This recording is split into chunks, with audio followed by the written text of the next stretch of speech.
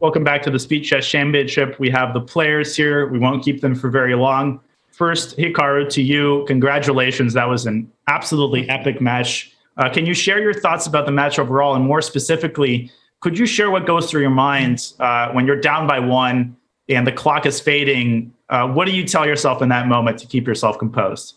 Yeah, I mean, I think the main thing is you kind of just have to keep going, believe in yourself. I had a very similar situation actually in the Bull Speed Championship or Bullet Championship, whatever it was called. Maybe I want to say it was maybe all the way back in April when I played Ali Reza. It was very similar where I started off very well. Then he came back, he took the lead, and then I think right near the end I got it to where I had just enough time to potentially force a tiebreak. And I think I actually blundered a little trick in the final bullet game. But based on that experience, is the same thing where you just try to you just try to hang in there. You try to believe that good things will happen.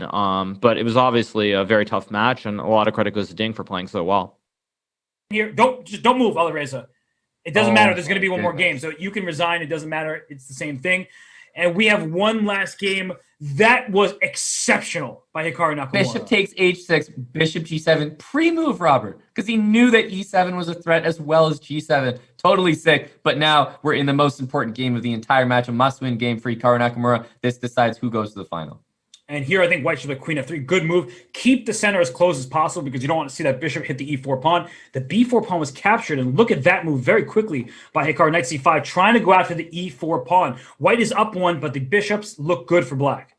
Yeah, and if Hikaru wins this, we will have that, coveted tiebreak that we've seen before. But if Alireza draws the game or wins it, that's enough to send him through.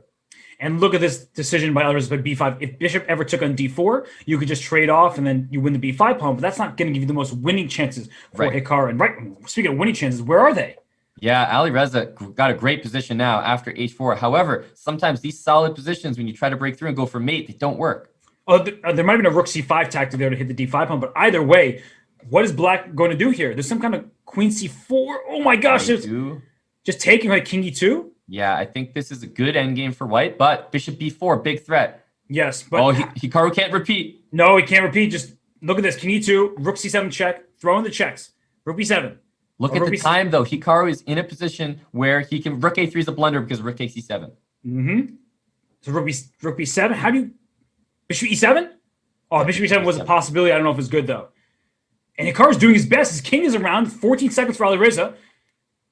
So check. When's the 50 move roll? You throw in a pawn move at some point. Yeah, he will play g4, I think, at some point. And there it is. There it is. He throws it in. He's up more than 10 seconds. This is Hikaru. Oh, bishop b4. Oh, yeah, bishop b4 at that moment. And now he plays it. Oh, but look at that move. Throwing in the check just to gain some time. This is actually expert bullet. Oh, the rooks! The rooks! Oh, and he had the match. He had the tie, but he lost his rook. He's losing all of his pawns. He just has to take the pawn. That's it. That's the match. That's it. Hikaru, you can't pre-move there. Oh, he had that game. And Alireza Firouzja, for the second day in a row, he wins because of this sneaky little take something pre-move, winning the game. And that is that. Alireza Firouzja smiles. He works his way to the finals of the Bullet Chess Championship, and he will face Andrew Tang. That wasn't even the final. We still have a whole other match. I feel like that was the final. And